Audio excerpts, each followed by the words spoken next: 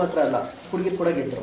ಅದ್ರ ಬಗ್ಗೆ ಸರ್ ಭಾಳ ಖುಷಿ ಇದೆ. ಹೆಣ್ಮಕ್ಳು ತುಂಬಾ ಸ್ಟ್ರಾಂಗ್ ಆಗಿ ಆಡಿದ್ರು. ಗಂಡು ಮಕ್ಳಿಗೆ ನೀವು ಕಂಪೇರ್ ನೋಡ್ತಿದ್ವಿ ನಾವು. ಫಸ್ಟ್ ಇನ್ನಿಂಗ್ಸ್ ನಾವು ಅಲ್ಲೇ ಕೂರ್ತೀವಿ. ನೆಕ್ಸ್ಟ್ ನಮ್ಮ ಮ್ಯಾಚ್ ಇರೋದ್ರಿಂದ ಅವ್ರು ಫಸ್ಟ್ ಒಂದು ಡಿಫೆನ್ಸ್ ಚೇಸ್ ನೋಡ್ಕೊಂಡು ಅವ್ರು ಬರಬೇಕಾದ್ರೆ ನಾವು ಸ್ಟ್ಯಾಂಡಿಂಗ್ ಓವೇಷನ್ ಕೊಟ್ಟು ಅವ್ರು ಕೂರಿಸಿ ಅವ್ರಿಗೆ ವಿಶ್ ಮಾಡಿ ಅವರು ಒಂದು ಇನ್ನಿಂಗ್ಸ್ ಆದ್ಮೇಲೆ ನಾವು ವಾರ್ಮ್ ಅಪ್ಗೆ ಹೋಗ್ತಿದ್ವಿ. ಭಾಳ ಖುಷಿ ಆಯಿತು. ಅದರಲ್ಲಿ ನಮ್ಮ ಸ್ಟೇಟ್ ಚೈತ್ರ ಅವಳು ಒಳ್ಳೆಯ ಪ್ರದರ್ಶನ. ಆ ಮಗು ತುಂಬಾ ವರ್ಷದಿಂದ ಚೆನ್ನಾಗಿ ಆಡ್ತಿದ್ದಾಳೆ. ಸೊ ಹಾಗಾಗಿ ಅವಳಿಗೆ ಸಕ್ಸಸ್ ಸಿಗ್ಬೇಕಾಯ್ತು. ಈಗ ನನಗಿಂತ ಅಂದ್ರೆ ನಾನು ಎಷ್ಟು ಸ್ಟ್ರಗಲ್ ಮಾಡಿ ಅಟ್ಲೀಸ್ಟ್ ಒಂದು ಹಂತಕ್ಕೆ ನಮಗೊಂದು ಲೀಗ್ ಆದ್ಮೇಲೆ ಈ ಹಂತಕ್ಕಾರು ಬಂದಿದ್ದೀವಿ.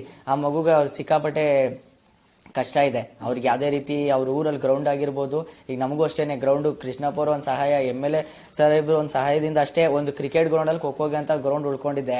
ಯಾಕಂದ್ರೆ ನಮ್ಮ ಗೋಪಾಲಣ್ಣ ಮತ್ತೆ ಅವರ ಮಗ ನಮ್ಮ ಹೇಮಂತಣ್ಣ ಯಶವಂತಣ್ಣ ಅಂತಿದ್ದಾರೆ. ಅವ್ರ ಸಹಾಯದಿಂದ ಒಂದು 50 ವರ್ಷ ಆಗ್ತಾ ಬರ್ತಿದೆ ನಮ್ಮ ಗ್ರೌಂಡು ಉಳ್ಕೊಂಡಿದೆ. ಬಟ್ ಅದೇ ಚೈತ್ರಂಗೆ ಹೇಳ್ಬೇಕಂತಂದ್ರೆ ಆ ಮಗುಗೆ ಸಿಕ್ಕಾಪಟ್ಟೆ ಇದಿದೆ ಅಂದ್ರೆ ಸಿಚುವೇಶನ್ ನಮ್ಮ ಥರನೇ. ಬಟ್ ನಾವು ಜಾಸ್ತಿ ಹೇಳ್ಕೊಳ್ಳಲ್ಲ. ಆ ಮಗು ಪಾಪ ಹೇಳ್ಕೊಂಡಿದ್ದೆ. ಬಟ್ ಆದರೂ ಇಲ್ಲಿ ಏನು ಇನ್ನೂ ಅವಳಿಗೆ ಸಿಗ್ಬೇಕಾಗದು ಅವಳಿಗೂ ಸಿಗ್ತಾ ಇಲ್ಲ, ನಮಗೂ ಸಿಗ್ತಾ ಇಲ್ಲ. ನೋಡೋಣ ಮುಂದಿನ ದಿನಗಳಲ್ಲಿ ನೋಡಬೇಕು ಅಂತ ಇದೆ.